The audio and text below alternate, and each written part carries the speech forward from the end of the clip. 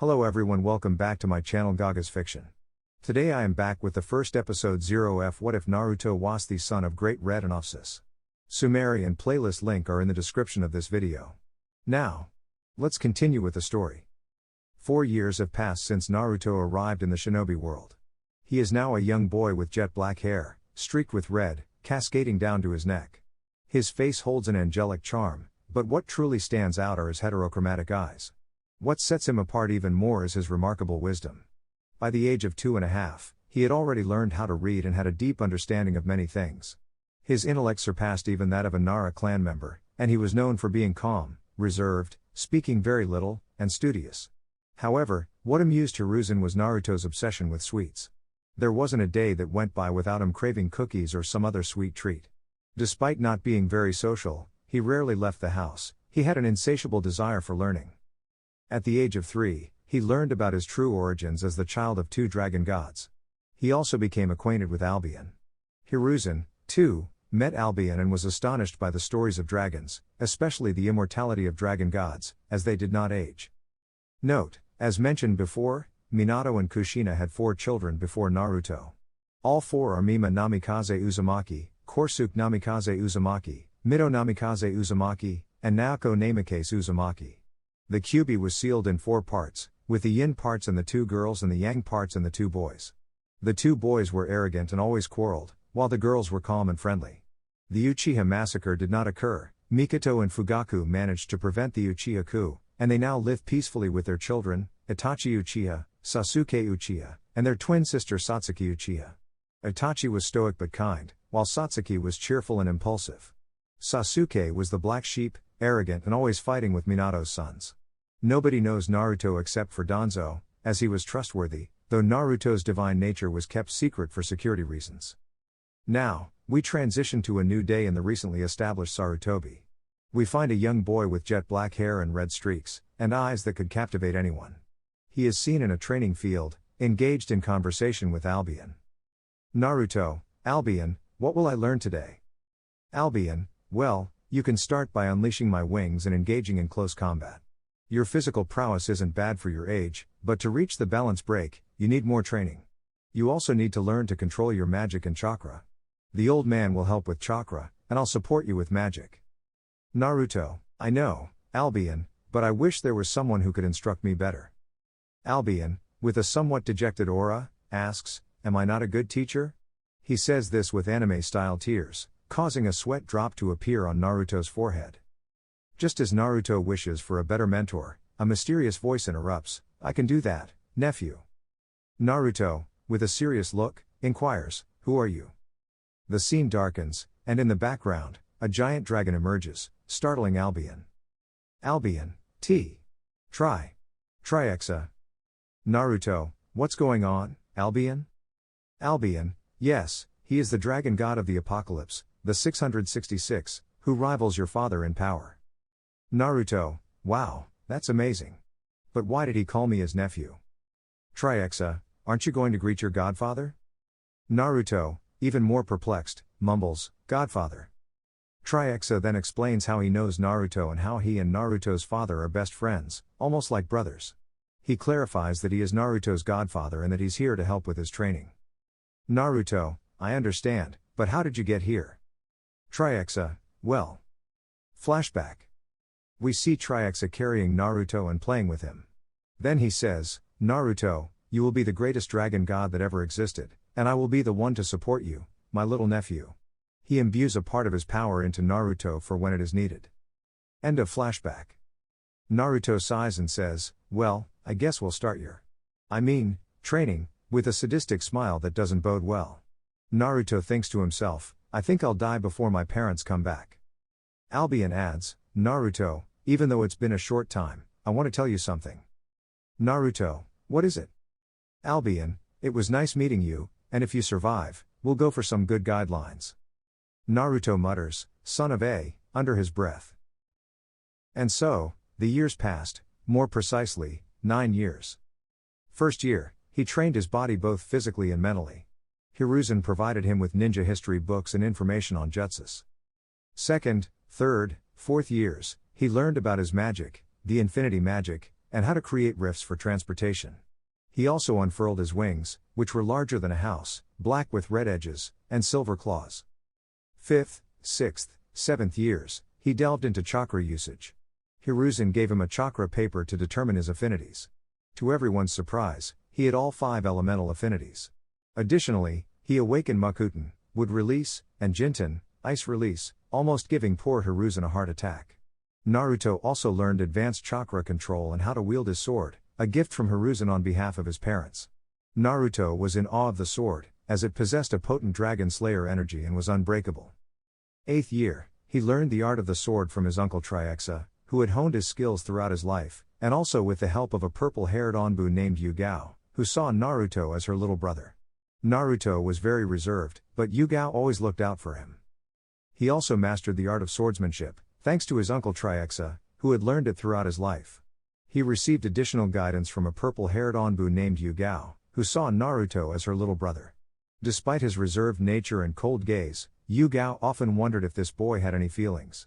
However, she was also deeply impressed by his sword, something she had never seen before, especially when he wielded it. Think of Nero's sword from the Devil May Cry series when he activates its power with a motorcycle engine. Year 8 and 9, Naruto had awakened his balance break and could now utilize 80% of his power at abnormal levels. At this point, he could easily defeat all the Baijuas combined.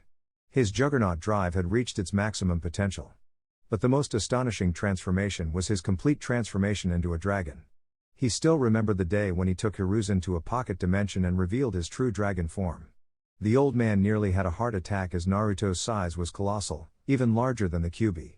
It deeply unsettled Hiruzen, as Naruto still had room to grow. After this transformation, we see a handsome 13-year-old boy with black hair that has red tips, tied into a ponytail reaching his waist, with 2 strands of hair tied at the sides of his face. He wore a long black jacket that extended to his knees, a red shirt, snug black gloves with red accents, Onbu-style pants with bandages around the ankles, and black sandals. Imagine black hair with red tips and 1 silver black eye. Undoubtedly, he was a young man who could make women swoon, though this would have happened if he ever left the Sarutobi complex. The only one who had seen him was his sensei, Yugao, who always tried not to be overwhelmed by the sheer attractiveness he exuded with that appearance and his serious yet incredibly alluring gaze. In the village of Konoha, everything was calm. The villagers were going about their daily routines, shopkeepers were opening their stores, and young ninjas were heading to the academy to learn the ways of the ninja.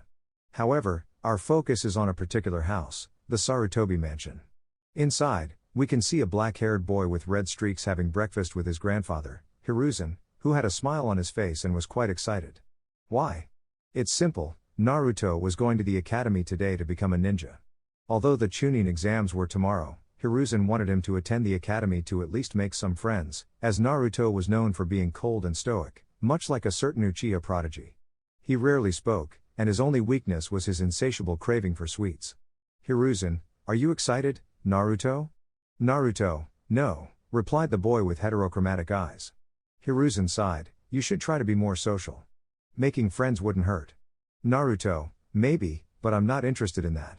Hiruzen, at least do it for your parents. They would want you to have friends or even a girlfriend.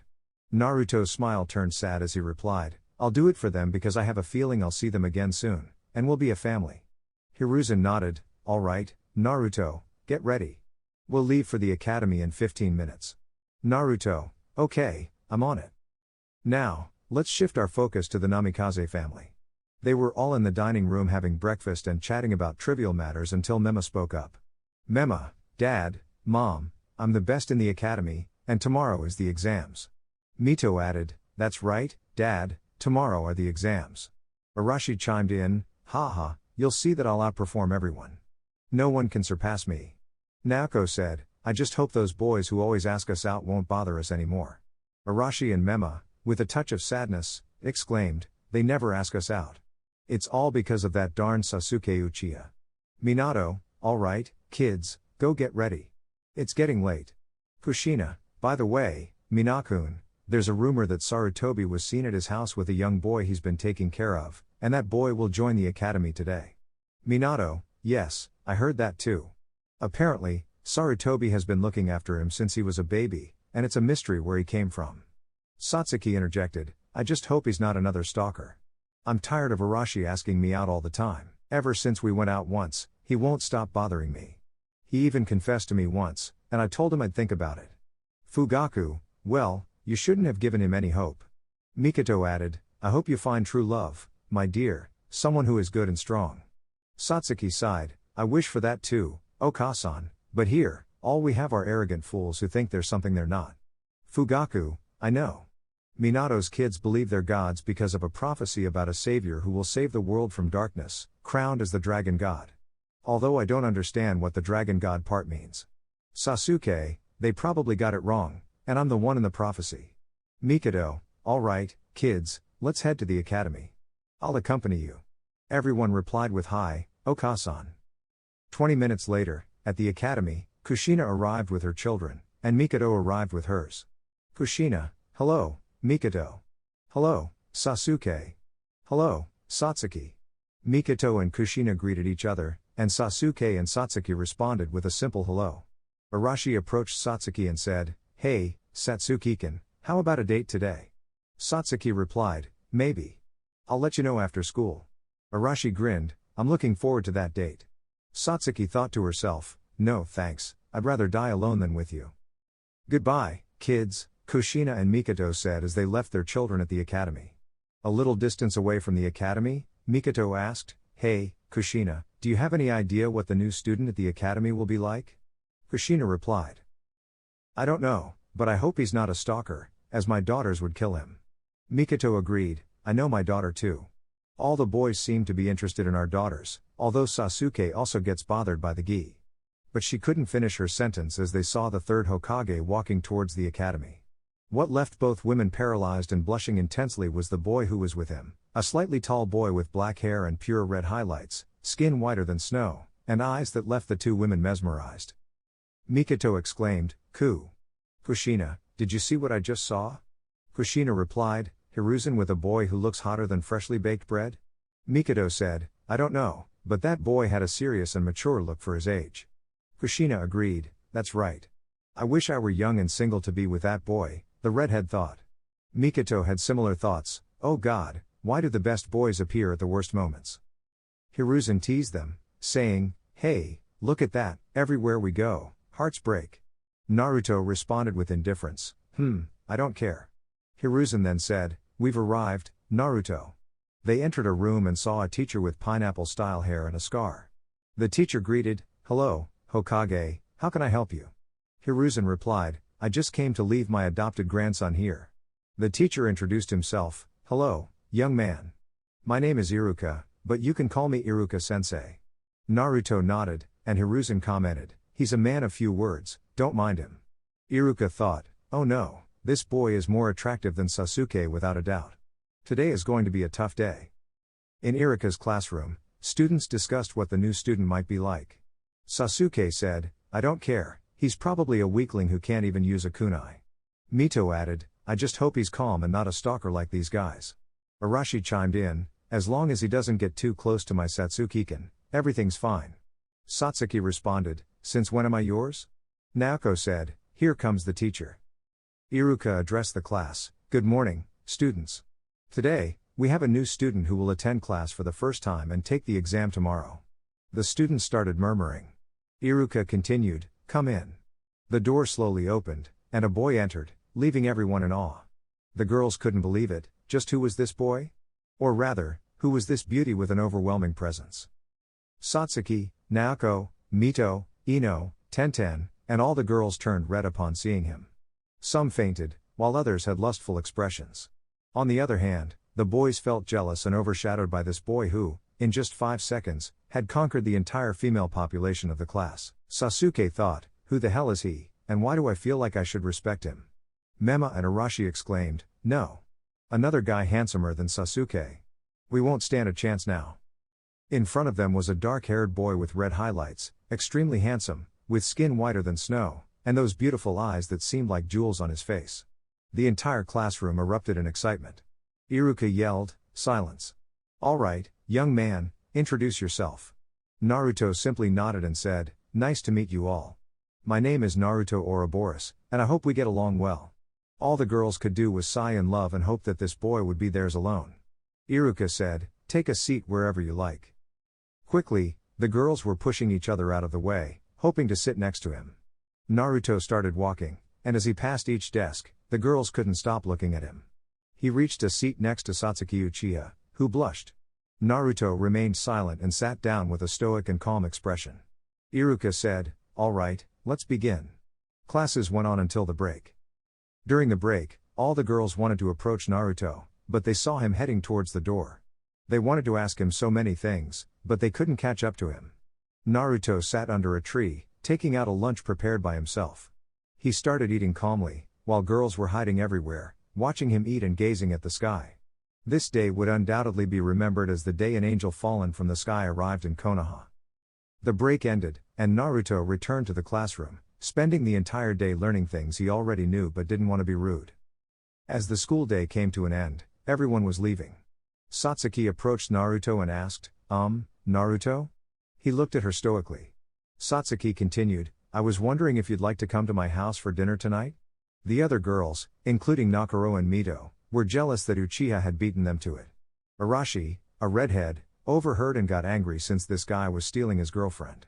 Arashi said, "Satsuki-kun, if you'd like, I can come for dinner and meet my future in-laws," saying it casually and provoking some annoyance in Satsuki. Satsuki asked Naruto directly, ignoring Arashi, who was left stunned for being ignored by his supposed girlfriend. Naruto simply nodded, agreeing. Overwhelmed with happiness, Satsuki jumped for joy and hugged Naruto, who felt a bit uncomfortable but let it slide. The other girls who witnessed this cursed Uchiha for her luck. Satsuki blushed intensely, stuttering incoherently. Naruto exited the school, and upon seeing him, parents, including Mikoto and Kushina, reacted similarly to how they had in the morning, women cursing their adult status and men feeling overshadowed. Hiruzen Sarutobi then appeared and greeted Naruto, saying, "Hello, Naruto-kun. How was your day?" Naruto replied, "It was good, but now I have to go to a girl's house named Satsuki Uchiha. She invited me for dinner." Hiruzen had a triumphant look and congratulated Naruto, telling him to have a good time on his date. Naruto dismissed his Gigi's behavior, saying, "Well, I'm off to the Uchiha compound. See you, Gigi." In the Uchiha compound, a nervous Satsuki and a similarly anxious Mikoto were waiting to meet the boy they had seen in the morning. Sasuke, on the other hand, grumbled as he felt this loser, as he called him, had stolen all the attention and his spotlight. They all felt this way until they heard a knock at the door. Sasuke went to open it and saw the very boy who had stolen his attention. He exclaimed angrily, "You!" Mikoto and Fugaku came to the door, and Mikoto was nervous, while Fugaku could only think one thing, no. A heartthrob.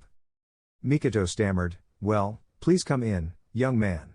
Naruto simply nodded and entered. Inside, he saw Satsuki, who was blushing and nervous. She greeted him, "Good evening, Naruto." Naruto replied politely, surprising everyone, and making Fugaku reconsider his opinion that Naruto was not very attractive. Mikoto served dinner, and they all ate while keeping a close eye on Naruto, especially his mesmerizing eyes. Dinner continued until it was time to leave. Naruto thanked them for the dinner and took Satsuki's hand, giving her a kiss. Satsuki received the kiss and could only do one thing, faint with a smile. Meanwhile, her mother murmured about her lucky daughters. The next day, the Chunin exams were taking place, but no one was interested in them anymore.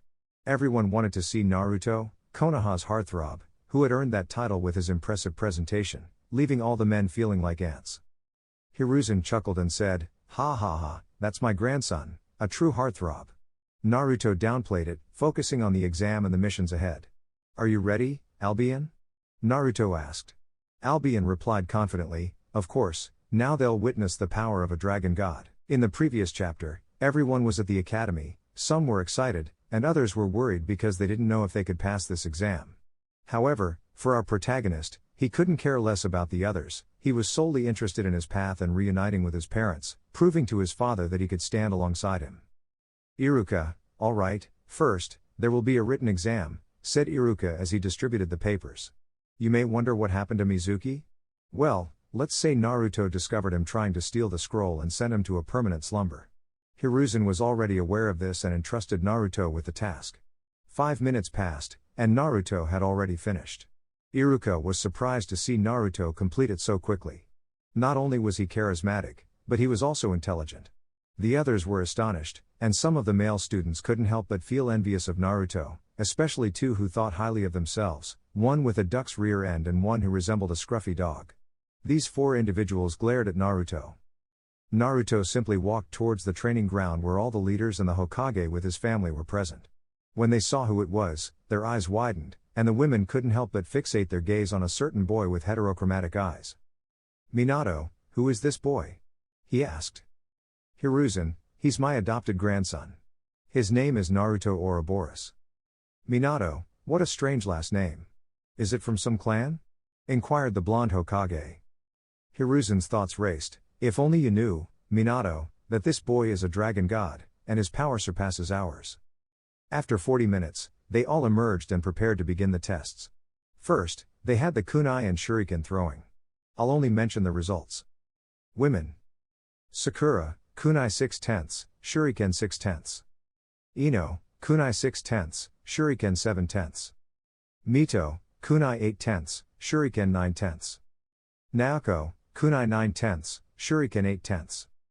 Satsuki, kunai 9/10, shuriken 9/10. Hinata, kunai 8/10, shuriken 9/10. Now, for the men. Memna, kunai 7/10, shuriken 7/10. Arashi, kunai 7/10, shuriken 6/10. Sasuke, kunai 9/10, shuriken 10/10. He chuckled and said, "Try to beat that, loser," looking at Naruto, who paid him no attention, much to Sasuke's annoyance. Naruto only picked up a kunai and a shuriken, and he threw them with such force that they went through 3 targets, causing significant damage to the nearby forest. Everyone was left in awe by the boy's incredible strength. Hiruzen watched with pride and happiness, while others like Kiba, Sino, and Shikamaru scored 6-8 and 7-8. "Now, let's move on to ninjutsu," said Iruka. "You may use the jutsus from the academy." Sasuke and Satsuki conjured a fireball, Memna performed the Rasengan with a clone, Arashi created a strong gust of wind, Mito utilized diamond chains, and Naoko unleashed a powerful water bullet. The villagers began to cheer for their heroes, causing the egos of the 3 arrogant students to soar, and they looked down on Naruto with superiority. Little did they know who they were dealing with, everyone would be trembling in fear.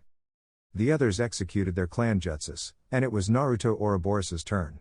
Iruka called him, and Naruto responded, "All right, Albion." All eyes were on him as Naruto declared, "Water release, shockwave." He created a massive water wave that could have wiped out everything, leaving the forest in ruins. No one could believe what they were witnessing. This boy could manipulate water particles from the air, much like the second Hokage. The council members began to contemplate using him as a weapon, recognizing his immense value. However, Hiruzen and Danzo knew what they were thinking and planned to discuss it in a meeting. Minato was also surprised and slightly envious that this boy had accomplished something none of his own children could. The next test was summoning. Iruka requested those with summoning contracts to step forward. Only Memna, Arashi, Mito, Naoko, Satsuki, Sasuke, and Naruto had such contracts. Memna and Arashi summoned toad-sized toads, making their parents and their godfather, Jiraiya, proud. Mito and Naoko summoned slug-sized slugs, while Sasuke and Satsuki summoned crows. The villagers applauded the young ninjas, seeing them as the future heroes and most powerful shinobi. All attention turned to Naruto, as no one knew what he would summon. Naruto announced, "Summoning jutsu," and clapped his hands, creating a massive smoke curtain. When the smoke cleared, everyone was shocked and terrified by the creature standing there, a dragon the size of the academy, black with shades of purple. Its gaze suggested that it considered them mere flies. The clan leaders and the Hokage were jealous that this child had such a high-caliber summoning contract. Students looked at Naruto with a mix of respect, admiration, and awe. The 4 arrogant students, however, glared at him with envy for having such a powerful summoning. Jiraiya, somewhat irritated that his own summoning was overshadowed, asked, "How does this kid have a summoning of that magnitude?" Tsunade replied, "I don't know, but we'll have to ask him to hand it over so that Memna and Arashi can use it better." Minato agreed, "I concur with that." Hiruzen, overhearing their conversation, approached them and sternly said, "Don't even think about it. Those are his summonings, and you must respect what belongs to him. You won't take something that rightfully belongs to someone else. If you try, you'll regret it and cause a disaster that will come at a high cost. Leave my grandson alone, and if you dare to bother him, I won't tolerate seeing your corpses." This warning alarmed and frightened those present. Minato decided it was best to leave the boy in peace until they uncovered more of his secrets. The exam continued in this manner, and I'll only mention that in the taijutsu battles, Satsuki emerged as the women's champion. As for the men, well, you must already know that Naruto wiped the floor with them, including the Uchiha. The Namikaze siblings were not spared either. It's worth noting that Minato clenched his fists in anger as he watched his children being beaten and overpowered by a charismatic young man. Iruka, the rookies of the year are Satsuki Uchiha and Naruto Ouroboros. The villagers cheered for the two, now recognizing the talent and strength of the boy. Both received their ninja headbands, with Naruto wearing his on his arm, and then he went over to where his grandfather was. Hiruzen, congratulations, Naruto-kun. Naruto, thanks, Gigi, but this is just an insignificant title. Hiruzen sighed, and they were about to leave when Kushina and Mikado intervened. Kushina and Mikado, Sandaime, would you like to join us for a meal? And young Naruto, you too. Hiruzen and Naruto exchanged glances before agreeing. Everyone headed to the ramen stand, a place favored by the Namikaze Uzumaki family. They all placed their orders and spent the afternoon eating, but Minato couldn't take his eyes off Naruto. It was as if he wanted to see what was going on in the boy's mind. However, Naruto remained emotionless, which irritated Minato because he wanted his children to shine, but they had been defeated, and there was nothing more to be done. As everyone finished their meal, Mito asked, Naruto, do you like ramen? She asked with a glimmer of hope, hoping it might be his favorite food. Naruto replied, it's not bad. Hearing this, the Uzumaki family and Tucci felt as though they had been stabbed. Memna expressed his frustration, damn it, how dare you? Ramen is the food of the gods. What would you know about it? You're just a civilian, good for nothing. In contrast, we are the Hokage's children, and I am the child of prophecy, a god among mortals. Naruto remained silent and simply said, Gigi, let's go. I don't like this food. With that, he left the ramen stand. His statement left Kushina and her entire family in shock. Naruto had just said that he didn't like ramen, even going so far as to find it distasteful. This angered Memna, and as Naruto and Hiruzen were leaving, the Namikaze family stopped them. Kushina, how dare you say you don't like ramen, as if it's not the best food? She said angrily. Daughters angrily told him he was a fool who didn't know how to appreciate good food. Then Naruto said something that infuriated them even more. Naruto, not for me. This greasy food is harmful. This statement filled Memna with rage, and he formed a Rasengan in his hand, rushing towards Naruto. Minato smiled, thinking that Naruto would be beaten up by Memna. However, what Naruto did left everyone stunned, including the Uchiha. Naruto caught Memna's Rasengan as if it were nothing, then applied pressure to the technique, causing it to explode. Memna was paralyzed with fear. This boy had just neutralized his most powerful technique as if it were nothing. The Uchiha watched in disbelief, as someone had stopped Minato's most powerful attack with ease. Arashi was a bit frightened, and the other girls were equally impressed. Naruto spoke with a distorted and angry voice, don't ever do that again, or I'll kill you and judge your soul. He said this as his eyes shone even brighter. Naruto let go of Memna, who ran to his father to hide. Naruto then said, let's go, Gigi. I don't like it here. The Namikaze sisters felt guilty, they may have judged someone who simply had different tastes. They wanted to apologize but Naruto had already left. Kushina, let's go home. She said, but there was a sense of guilt in her voice. Perhaps not everyone shares the same preferences, she would need to apologize to the young man. On the other hand, Minato was wondering how Naruto had accomplished that, stopping Memna's attack dead in its tracks. The Namikaze family returned home, and time passed. The next day, teams were assigned. In the academy, our protagonist was as popular as ever, desired by women. Mito and Naoko wanted to apologize to him, but they couldn't approach him as he was always surrounded. Iruka announced the team assignments. Iruka, alright, everyone, please gather in your teams from 1 to 6. Memna Namikaze, Arashi Manakase, Mito Manakase, Naoko Namikaze, Sasuke Uchiha, and Satsuki Uchiha, you are Team 7. Your jounin will be Mikoto Uchiha and Kushina Uzumaki. This announcement surprised everyone, as this team included some of the best of the best. Team 8 and 10 remain the same as in the canon. Finally, Team 12 consisted of just one member, Naruto Ouroboros, with jounin Yugao Uzuki. Everyone was in shock, wondering how it was possible that only one member was required on that team. Memna, Sensei, why is Team 12 composed of only one member? Iruka, Young Naruto is at a slightly higher level, so he will be assigned missions ranging from B to S rank on his own. Arashi, that's impossible. We should be the ones getting those missions, not that loser. Sasuke, I agree with the useless one. I am an elite Uchiha, and I deserve to be in his place instead of that loser. Iruka, enough. The teams were formed by the Sandaime and Yondaime, so if you want to complain, take it up with them. By the way, Team 7 and Team 12 will sometimes undertake missions together, so I suggest you get along. Time skipped, and all the teams left with their jounin.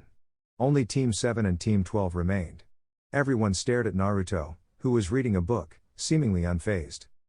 Sasuke, haha, they probably put you in that team because you're weak. Memna, yeah, you're there out of pity for my father. Arashi, just don't get near my Satsuki-kin, or I'll kill you. He said this with his eyes revealing the Kyuubi within him. But what they didn't know was that the fox inside them felt fear because it sensed an aura from Naruto that reminded it of a certain being who had defeated their father. Kyuubi, damn it, could he be related to that being? If so, I hope the kid I'm sealed inside doesn't bother him. It could be interesting, a dragon god in this world. In the previous chapter, we see Team 7 and 12 waiting for their senseis in their classroom until three very well-known women enter through the door. For everyone, Mikoto/Kushina for Team 7 on the rooftop, Yugao for Naruto on the rooftop, the three jounin disappear into a swirl of leaves, but Naruto vanishes into a rift, leaving those present surprised at how he opened a hole under their feet. Mema says, "What kind of sunshine was that?" He said it enviously. Sasuke adds, "I don't know, but I'll make him teach me." Arashi comments, "That guy just made himself more interesting," while the girls can only think one thing, incredible. The jounin and Naruto were waiting on the rooftop. The three ladies were only looking at Naruto, who was calm with his eyes closed, enjoying the silence. Kushina asks Yugao, "Do you know Naruto?" Yugao replies, "Yes, Kushina-sensei. He has always been reserved since he was a child. He is very studious and aloof, but when you get to know him, he is kind. It's funny that he loves sweets, that's his favorite food, sweets." Mikoto adds, "I see, that's why he doesn't like ramen." Kushina, "I think you were too hard on him that day. Not everyone has your taste." Kushina sadly acknowledges, "I know, Mikoto. I think I overreacted. I'll apologize to him later." Team 7 arrives on the rooftop, looking at Naruto with a determined expression. Sasuke arrogantly says, "Idiot, teach me how to do that right now. I'm an elite Uchiha, and I deserve it." Mema and Arashi chime in, "Us too. I'm the shinobi god, and I need to know how to do that." Naruto, fed up with the noise, releases a bit of his draconic power, breaking the ground and terrifying everyone with the pressure. He says, "Shut up and leave me alone, or I'll rip your heads off and destroy you." His eyes shine furiously, scaring the three arrogant individuals. They quickly run to their mothers, crying, as Naruto's threat had frightened and intimidated them. Mikoto and Kushina are not in a better state. For a moment, they felt like they should kneel before him. They didn't know why, but his power felt superior to theirs. Yugao, on the other hand, remained calm. She had felt that power several times before. Yugao then says, "Well, let's start with introductions." After everyone has calmed down, Mikoto introduces herself, "My name is Mikoto. I love my family, spending time with them. I dislike perverts and a certain orange book. My dream is to see my children grow up and become great ninjas." Kushina follows, "My name is Kushina. I love my family, cooking for them, and training my children. I dislike perverts and that orange-covered book too. My dream is also to see my children become great ninjas." Yugao then introduces herself, "My name is Yugao. I love training and spending time with Naruto." Here, Yugao considers Naruto her little brother since she trained him from a young age. "I dislike perverts and arrogant people. My dream is to find ideal love and start a family." Now it's Mema's turn, "My name is Mema. My hobbies include training and proving my superiority. My dislikes." He glances at Naruto, "And my dream? I've already achieved it, I'm the god of shinobi." At this point, everyone's thoughts are, this guy is going to die soon. Note, god of shinobi? Well, next to you is a dragon god who is more powerful than you. Arashi is the last to introduce himself, but the text is incomplete. If you'd like me to continue the translation or if you have any other specific requests, please let me know. Arashi continues, "I like training and Satsuki-chan, which annoys Satsuki." Arashi then states his dislikes, looking at Naruto, and shares his dream of becoming Hokage. Next is Mito's turn, "Hello, I'm Mito. I like ramen and training with my parents. I dislike perverts and arrogant people. My dream is to become the best kunoichi in the village. Naruto, when it's his turn, says the same as Mito. He adds, my name is Naruto. I like reading, studying, sweets, and candies.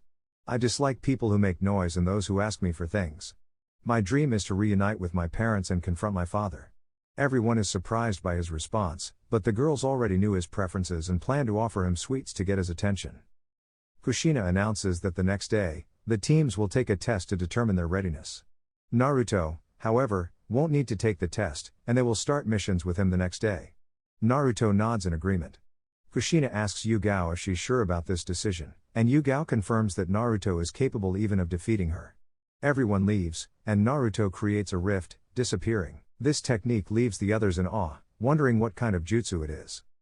Mikoto suggests that Kushina should force Naruto to teach them that technique, but Mema chimes in, saying that she, as their superior, can also make him teach them.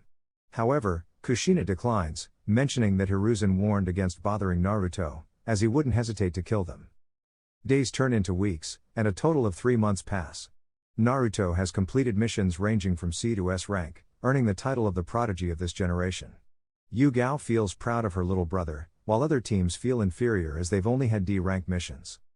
The members of Team 7 look at Naruto with jealousy and anger, especially the male members. Satsuki, on the other hand, is trying to find a way to confess her feelings to Naruto, while Mito and Naoko have apologized for their previous behavior regarding Naruto's dislike of ramen and are now trying to get his attention. Kushina and Mikoto, in their hearts, wish they were young again to have Naruto. Minato, upon learning of Naruto's progress and feeling jealous and annoyed that Naruto is so much better than his own children, even considers adopting Naruto to gain fame. However, Hiruzen reminds Minato that Naruto is his grandson and already has parents who will soon return. Minato then contemplates waiting for Naruto's parents to come back and proposing a trade, his 2 children for Naruto. He plans to surprise Naruto's father when he arrives. In the Hokage Tower, Naruto submits his mission report to Hiruzen, who praises him for his excellent work. Minato takes the opportunity to ask Naruto if he would like to join him. Please let me know if you would like me to continue or if you have any specific requests or questions. Family? Naruto, he merely shook his head, while Minato grumbled as Naruto was the son he desired, handsome, strong, intelligent, a prodigy. In contrast, he was disappointed in his other children, as they were foolish and a waste of time. They couldn't even control the 9 tails chakra, they lost control by the 3rd tail. Naruto, as Hokage, I retire, he said before Naruto left. Just as Naruto was about to leave, Team 7 entered, bearing scratches and wounds, holding a cat in their hands. Kushina declared, mission accomplished, the cat has been captured. Minato responded, well done, Kushina. Mema chimed in, Dad, I want a mission that matches my level. I don't want any more D rank missions. Sasuke agreed, I concur with Dove. The rest of the team nodded. Minato decided, very well, I think you are ready. I have a C rank mission for you. You'll be escorting a builder to the Land of Waves. Team 7 celebrated because they finally had a real mission. Naruto, however, maintained his stoic expression but secretly chuckled, realizing how impulsive humans could be. Naruto, do you think someone will die? Albion asked. Naruto replied, one of the 3 clowns there probably will. Well, it was nice meeting you all, Naruto added. Albion nervously said, Naruto, your dragon form has evolved. You're much stronger now. Naruto acknowledged, I see. Well, I'm off to buy some sweets. Outside the mental space, Minato greeted the client, and at the door stood a drunken man with a straw hat, Tazuna. He said, are these the ninjas who will take me? They look like a bunch of foolish kids. The redhead and the blonde seem like daddy's little children. The 2 redheads look like they'll break any moment. There's an emo with a duck butt hairstyle and a black-haired girl with confidence issues. Yugao suppressed her laughter at the nicknames and the straightforward way he put it. Naruto maintained his stoic expression, but Albion couldn't help but burst into laughter. Tazuna continued, although the guy over there looks imposing and experienced. I feel safe if he's on board. Minato regretfully replied, I'm sorry, but he's not part of the team. He just returned from an A-rank mission, so he won't be able to come. Tazuna sighed, well, I guess I'll have to make do with the clowns and porcelain dolls. The members of Team 7 wanted to attack the old man, but Naruto simply retreated and went to buy his sweets to relax. Naruto asked Albion, wouldn't you like to stretch your wings? Albion replied, hey, sure. Naruto went to the forest, summoned his hacker Yukao wings, and began to fly over the village. At the door, Team 7 was ready to depart on their mission but noticed Satsuki deep in thought. Mikoto asked, is something bothering you, dear?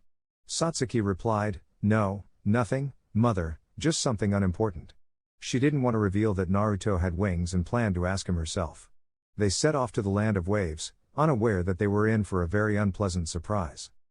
We find Naruto in a park, enjoying a snack consisting of 5 chocolates, 3 cookies, 2 caramel apples, and apple-flavored candies. It's worth mentioning that Naruto also has an obsession with apples.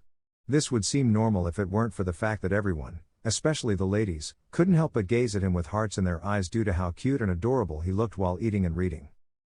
At that moment, their sensei passed by and sat down next to her little brother. Yugao asked, hello, Atoto, and Naruto replied, hello, Yugao ne. She inquired, what are you doing, aside from eating sweets? Naruto replied, I'm reading a book about medicine. Yugao nodded in understanding. However, an Anbu suddenly appeared and informed them that the Hokage needed them urgently. In the Hokage's tower, Naruto and Yugao stood in front of Minato and Hiruzen. Naruto asked, has something happened, Hokage-sama? Hiruzen replied, yes, it turns out that the Team 7 mission was a lie from the client. It's now been upgraded to an A-rank mission. Yugao said, I see. Hiruzen continued, your mission will be to support Team 7. Naruto and Yugao both responded, understood, Hokage-sama. They then set off for the land of waves, and at the gates of Konoha, Naruto and Yugao were ready to depart. Yugao expressed concern, saying, we need to leave quickly, they will need us. Naruto replied, Yugao ne, I have an idea to get there quickly. She asked, what is it? Naruto replied, promise me you won't tell anyone. I don't want to have to erase you from the face of the earth. This stern statement shocked Yugao, but she swore, I promise. Naruto then revealed his secret, extending wings from Albion on his back, leaving Yugao speechless. She stammered, and Naruto, you have wings? Naruto confirmed, yes, so please keep this secret. Yugao nodded in agreement, planning to ask for an explanation later. She then climbed onto Naruto's back, and they began to fly at a high altitude. Yugao was astonished, she had never imagined that flying would feel so amazing. She gazed at the beautiful landscape and asked, Naruto, how do you have wings? Naruto replied, I'll explain later. They spent 2 hours flying until they reached a lake, where they saw Team 7 fighting a swordsman whom Yugao recognized as Zabuza Momochi, one of the 7 swordsmen of the mist. Naruto asked, is he strong? Yugao replied, he's at the Jounin level, so he's quite formidable. Naruto said, I hope my sword doesn't kill him. Yugao reminded him, Naruto, you know your sword will cut him to pieces, right? Naruto simply replied, I just want to see. In the battle, Kushina and Mikoto were trapped in a water prison, while Naoko, Mito, and Satsuki protected Tazuba and Mema. Arashi had the Kyuubi cloak but looked tired, and Sasuke was wounded and fatigued. Zabuza taunted, you're all pathetic Jinan, now you'll die with your Jinan status.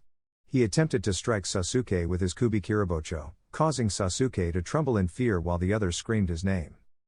But someone unexpected arrived. Naruto kicked Zabuza with such force that he turned into water, revealing that it was a clone. Zabuza then noticed a young, red-haired boy had saved Sasuke. Everyone was in shock, except Yugao, who calmly watched. Zabuza said, well, Naruto, almost didn't make it. Tell me, who are you? Naruto introduced himself as Naruto Ouroboros. Zabuza commented, too bad you interfered in my fight, now you'll die. Before they clashed, Naruto did something that left everyone except Yugao shocked. He extended his hand, and purple flames emerged, forming a powerful sword that emitted an overwhelming aura, making Zabuza nervous and impressing Team 7. Kushina asked, what is that sword? It has such incredible energy. Mikoto added, it's amazing. Satsuki, Mito, and Naoko exclaimed, it's awesome. The men present just wanted to know everything about that sword. In the battle, Naruto introduced his weapon as Red Queen and challenged Zabuza to prove himself. Zabuza thought, I need to be careful with this kid, something tells me that if I'm not, I'll die. They clashed, and Naruto, playing with Zabuza, delivered powerful blows while Zabuza suffered burns from the cuts, as if something was burning him. The onlookers watched in amazement. Yugao said, I told you there was nothing to worry about. Mikoto commented, Naruto shouldn't be a Jonin anymore, he should be at Jounin level now. Kushina agreed, indeed, but I'm glad he's helping us with this mission. Satsuki said, it's incredible. Mito added, I think I know who my future husband will be. Naoko countered, hey, he's mine. Satsuki protested, no, he's mine. Mito argued, no, mine. In the battle, Zabusa appeared agitated and weak. Naruto acknowledged, you are quite strong, I admit. Zabusa retorted, you scoundrel. As he lunged towards Naruto. However, Naruto easily dodged the attack, delivering a gash to Zabusa's chest and a kick to his face, sending him crashing into a tree, severely wounded. Suddenly, Zabusa received fatal needle-like blows to his neck, leading to his demise. Naruto stood still, observing as an Anbu operative approached. The Anbu operative expressed gratitude, saying, thank you for catching him. I'll take care of him now, before vanishing, leaving Naruto behind. Naruto then turned to his comrades. Yugao praised him, saying, you won, Naruto. Naruto merely nodded in response. Sasuke, with an air of arrogance, demanded, you scoundrel, I demand that you give me that sword and all your knowledge. Naruto ignored him and headed towards his sensei, but Sasuke's anger led him to attack Naruto. Naruto effortlessly caught Sasuke's fist and delivered a powerful blow to his abdomen, rendering him unconscious. Mikoto caught Sasuke before he fell. Naruto warned sternly, the next time you try that, I'll put you to sleep forever, his voice distorted. Everyone nodded in fear. In their minds, they thought, we won't anger him, while the females couldn't help but think, he looks quite handsome and strong, he could be my husband. Kazuma watched the scene with amazement and gratitude, saying, thank you, young man. Naruto nodded in response. Kazuma suggested, well, let's go to my house so you can rest. They all followed him to the old man's house.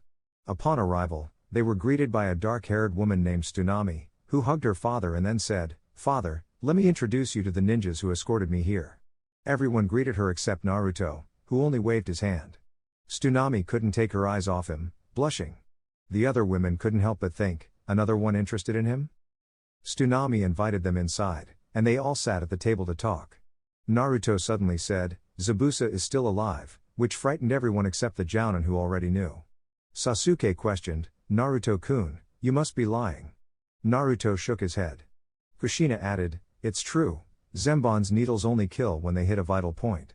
That's why you'll train starting tomorrow, focusing on chakra control. Naruto and Yugao exchanged incredulous glances but remained silent. Dinner arrived, and Sasuke had already awakened but still glared at Naruto.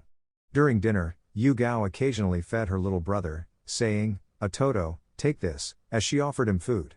This made the other girls jealous. Kushina asked Yugao about their relationship, to which Yugao replied, Naruto is like my younger brother. I trained and helped him with Hiruzen-sama. That's why he's my Atoto, and I'm his One-eken. She hugged Naruto, who allowed his sister to squeeze him. The other girls couldn't help but feel envious. Mikoto commented, by the way, Naruto, that sword you had is quite interesting. Kushina added, it's true, would you please show it to us? Naruto nodded and summoned his sword, leaving everyone in awe of its design and the energy it emitted. Mema tried to grab the sword and run away with it, but to her misfortune, the sword wouldn't budge as it was too heavy. Everyone attempted to lift it, but no one could. Then, Naruto took hold of it and managed to lift it effortlessly. Sasuke asked, Naruto-kun, why can only you lift it? Naruto responded, because the sword is connected to my soul, and only I can wield it. Everyone was surprised. A child entered the scene and said angrily, they will kill you, you'd better leave for your village and live happily. Mema snapped, shut up, kid. I will save this village because I am the shinobi god.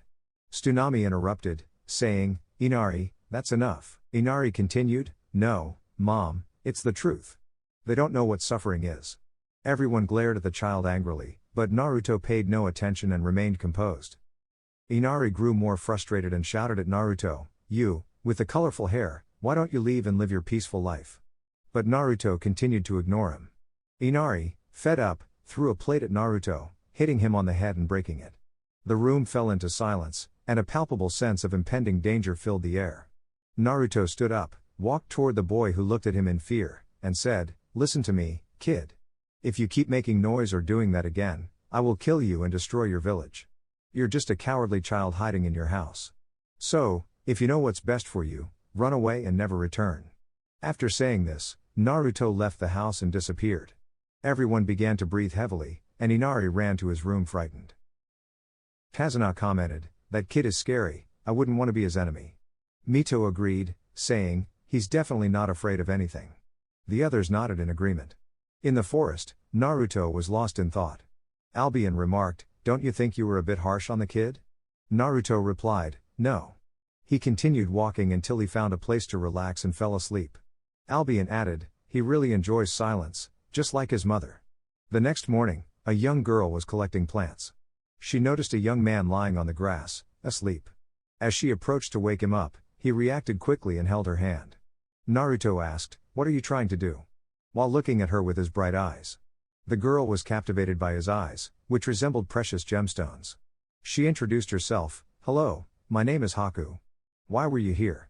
Naruto replied, "It doesn't bother me." Haku asked, "What were you doing here, and what's your name?" Naruto replied, "I like silence, and I'm called Naruto Ouroboros." Haku commented, "Nice name. Why do you like silence?" Naruto explained, "It's peaceful and keeps me in harmony." "What about you? What are you doing here?" Haku replied, "I came to collect some plants for a friend who had an accident." Naruto offered to help, and they spent their time gathering plants. Haku was intrigued by Naruto's emotionless demeanor. He seemed neutral, which caught her attention.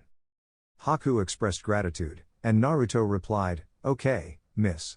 Haku corrected him, "Actually, I'm a boy." Naruto responded, "Sure, whatever you say." Naruto then mentioned, "Tell Zabusa to train, I want a good fight next time." This alarmed Haku, who drew his zembons, but Naruto had already disappeared. Naruto arrived at Tazuna's house. As he entered, he saw everyone having breakfast. Naruto took a seat and pulled out a caramel apple from his pocket, starting to eat it. Yugao scolded him, saying, "Little brother, you shouldn't eat sweets so early." Naruto continued munching on his apple, ignoring her. Frustrated, Yugao reached out to take the candy, but Naruto had jumped away, dodging her. He ran out of the house with Yugao chasing after him, shouting, "Come back here, give me that candy. Your Gigi said you shouldn't eat sweets." Naruto ran while still devouring his candy. The others watched this with bemusement. Kazuna remarked, "That kid is really scary, but when he's calm, he's quite amusing." Kushina added, "Yugao wasn't kidding when she said his weakness is sweets." Mikoto agreed, "It seems so." Sasuke commented, "I know how to win him over." Mito and Naoko responded, "You won't beat us to it." We observed Team 7 engaged in chakra control training. How? By climbing trees. Everyone was training except Naruto, who was in a meditative state, conversing with Albion.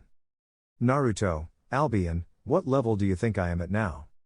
Albion, "Well, now you can give a tough fight to the two heavenly dragons, but to reach the power of your parents, you still have a long way to go. However, since we're in this world, you alone could easily kick the tails of those Bijus you've read about. The 9 Bijus don't compare to you."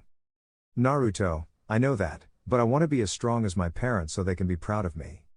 Albion, "Believe me, my friend, they are more than proud of you. You've demonstrated great power at such a young age, and that's impressive." Naruto, "Thank you, Albion. Well, I'll leave you now." Albion, "All right, take care." Naruto walks away, noticing that everyone is looking at him. He pays no attention and simply observes their training. Mikoto, "Naruto, why aren't you training?" Yugao, "Is it because my little brother already knows this?"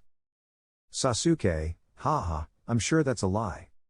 Naruto continues on his way and climbs a tree without using his hands, hanging upside down with his feet against the tree. Everyone is astonished by Naruto's ability. Kushina and her thoughts, "I wish he were my son. He's a prodigy." Mikoto's thoughts, "He's truly a prodigy and attractive. I wish he were one of my children." The 3 girls, Satsuki, Mito, and Naoko, all think, "He must be mine." And so, the day goes on with training and tree climbing practice. Only the girls succeed, as the 3 arrogant boys either have too much chakra or don't do it correctly. It has been a week since they arrived at Tazuna's house, and Zabuza will appear tomorrow. We see Naruto on the roof of Tazuna's house, silently gazing at the starry sky. Then, a voice calls out to him. "Pelanegra, Naruto-kun." Naruto turns to look at her briefly and then returns his gaze to the sky. Satsuki approaches him and sits down. "Satsuki, Naruto, is there something you're hiding from me? I saw you once sprout wings from your back, and not just anyone can do that. Naruto is surprised that someone has discovered his secret. He leans his forehead against hers, and suddenly, they find themselves in a dark space. Naruto starts walking, and Satsuki follows him until they arrive at a place where they see a gigantic white dragon with piercing eyes in the distance. Satsuki doesn't know what to do, she's frightened as the dragon looks imposing. Naruto, hello, Albion. Albion, hello, Naruto. Who is she, your girlfriend? He says teasingly, making Satsuki sad. Naruto, she almost found out already. Albion, I see. So. Looking at Satsuki, who gets a bit flustered, Albion says, young lady, what we're about to tell you is a secret. Only you should know it. Naruto will be in trouble if others find out, and I don't want that because this kid could destroy your village if provoked. Satsuki is scared but nods, wanting to know what Naruto is. Albion, well, young lady, sit down and listen. Albion proceeds to explain to Satsuki that Naruto is not from this world. He reveals that they are dragons, and Naruto is a being superior to everyone in this world. He is the child of 2 dragon gods, the Great Red, the Dragon of Dreams, capable of destroying this world, surpassing even the Sage of the 6 Paths. His mother is Ophis Ouroboros, the dragon goddess of infinity, an immortal being who has lived for over 1 billion years. Albion also mentions that Naruto's uncle is Trihexa, the dragon god of apocalypse. Naruto is a future dragon god, and his current power surpasses that of the Bijus. Not even all of them together could stand against Naruto. To say that Satsuki was astonished would be an understatement, she was on the verge of experiencing a brain overload. Naruto was an immortal being, a future dragon god capable of destroying the village as if it were child's play. Satsuki, so, Naruto, is that your secret? I can hardly believe it. But why did you come to this place? Albion, it was because of the threats that existed there. His parents and he lived in the dimensional breach, a place only gods could tread. If any malevolent being found out about Naruto, they would marry him off for their nefarious plans, and he would be controlled for evil. Satsuki was taken aback. Naruto continued, that's why you mustn't tell anyone. If you do, the village will try to control me, and I'll have no choice but to defend myself and destroy everything. Satsuki nodded in agreement and did something that Naruto didn't see coming. She embraced him and said, don't worry, your secret is safe with me. I won't tell anyone. I'll take this conversation to the grave. For the first time, Naruto smiled at someone other than his caretaker or Yugao. Satsuki blushed but also felt joy. Then, Naruto did something that left Uchiha Satsuki stunned. He thanked her and gave her a kiss on the cheek, smiling for the first time. Satsuki was left speechless and only managed to mumble before fainting. Naruto chuckled a bit, but Albion was practically bursting with laughter. Albion, ha ha ha. You're definitely quite the charmer. Well, it's been an hour since you've been here. You should leave now. Naruto nodded, and they both left. Satsuki asked, what happened? Naruto extended his hand and asked, would you like to take a walk in the air? Satsuki nodded, and Naruto spread his Albion wings. Satsuki was in awe, she had to admit they were beautiful. Naruto then carried her on his back, and they soared into the sky. Satsuki and Naruto enjoyed the view. She blushed as she felt the warmth of being close to his face and aura. It was a pleasant experience, and without a doubt, it was the best day of her life. Naruto also felt a warm sensation inside him, not knowing what it was, but he enjoyed it. She was sweet and kind, and they spent time talking and admiring the scenery until it got late. However, someone inside Albion knew what was happening. Albion, ha, it seems you've found your mate. Both of them returned after their flight and arrived at Tazuna's house. They entered and greeted everyone. However, the sight of them left everyone stunned. Kushina was speechless, Mikoto had a happy smile, the Namikaze sisters were paralyzed, denying that this was true, Sasuke was furious, and Mema kept an eye on his brother Arashi, who had somber eyes and a broken heart. You might wonder why. Well, it was because Naruto and Satsuki were holding hands, their fingers entwined, though they didn't realize it. Satsuki noticed it first, and she blushed intensely, while Naruto had a barely noticeable blush, only seen by Yugao, who was delighted for her little brother. They had dinner and went to sleep. In Kushina's mind, I can't believe Mikoto's daughter managed to win him over. In Mikoto's mind, I'm proud of my daughter. In Mito and Naruko's minds, we need to make her forget about him and focus on us. In Sasuke's mind, a loser can't be with my sister. Memo was asleep, but Arashi was the most affected. He only wanted to kill the bastard who stole his girlfriend, little did he know he should be careful. The next day, they were all at the bridge. Naruto had left some clones to protect Tsunami. Everything was going well until a mist appeared, and out of it came Zabuza, who was seeking a rematch with Naruto. Zabuza, you, Naruto Ouroboros, I want another duel, and this time I will emerge victorious. Naruto simply nodded, and they engaged in battle. Kushina and Mikoto protected the builder, while Mema, Arashi, and Sasuke faced off against Haku, who was giving them a tough fight. Naruto was overpowering Zabuza, who was becoming weaker. Zabuza, curse you. You're incredible, kid. Without a doubt, you're a great swordsman. Naruto, you know that your boss is going to betray you, right? Zabuza, I know. Applause could be heard from the other side of the battlefield. Bridge, and they found a dwarf in a business suit surrounded by 500 thugs. Cat, well, the mist demon couldn't handle a kid. You disappoint me, I wasn't going to pay you anyway. These thugs are cheaper. Kill them all and leave the women. Naruto watched them with a stoic expression and said to Zabuza, Naruto, I think we're not enemies anymore. Zabuza, I think so, Gaki, but we're doomed. Naruto, I was just calm, but when one of the thugs said something that triggered Naruto's dragon instinct, mercenary, ha ha ha, I'll have fun with that black-haired girl. I'll make her feel like a real woman. Albion, ha ha ha, Naruto, defend your woman. The ground began to shake, and Naruto stood in front of everyone and said, what did you just say? Mercenary, I'll make that black-haired bitch mine and make her feel like a real woman. They dug their own grave.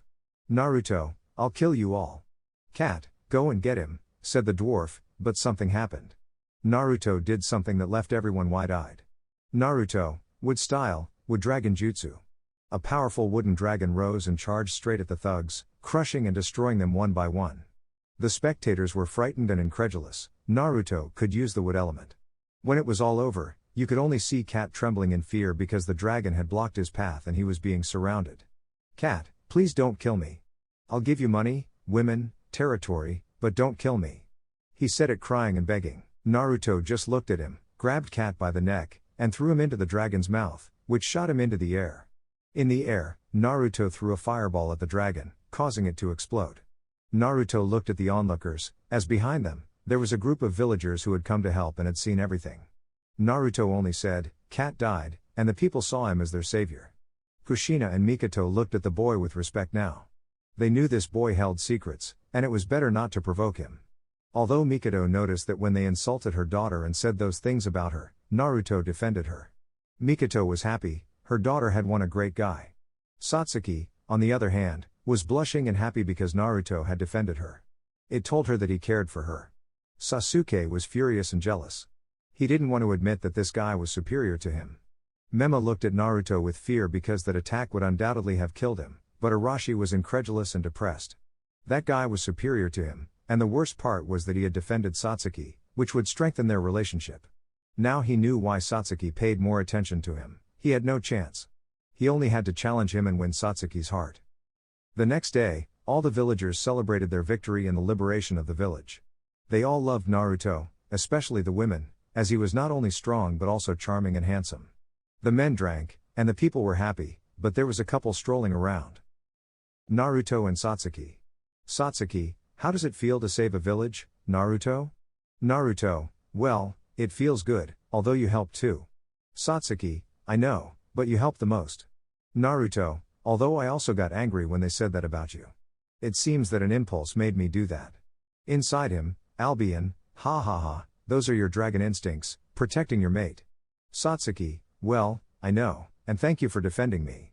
She said it shyly and with a blush. Naruto, I wanted to give you something. She said it with a deep blush. Naruto just looked at her and smiled slightly. Satsuki got closer to Naruto, but Naruto felt presences near him and instinctively turned his head, but then he remembered that Satsuki was about to give him something, so he turned back without knowing that the gift was a kiss on the cheek. But as our protagonist is so lucky, the kiss ended up on Naruto's lips. Naruto was shocked and didn't know what to do. On Satsuki's part, she felt something warm on Naruto's cheek. When she opened her eyes, she was paralyzed because she wasn't kissing his cheek but his lips. Both didn't know why they didn't want to let go, but Naruto instinctively grabbed Satsuki by the waist, and Satsuki, in turn, wrapped her arms around Naruto's neck. Both closed their eyes and deepened the kiss. For both of them, It was a magical moment.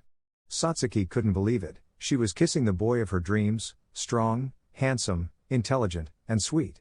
Although something else came to her mind, he was also a dragon, and not just any dragon, but a future dragon god. Naruto felt that his body wanted to make Satsuki his, but he wanted to take it slow and get to know her better. With Albion, well, he was crying like a baby and saying things like his host was a true charmer, and his parents would be proud. But what Naruto had felt a moment ago, those presences were watching them, and they were none other than Mikoto, Mito, Naruko, and Arashi.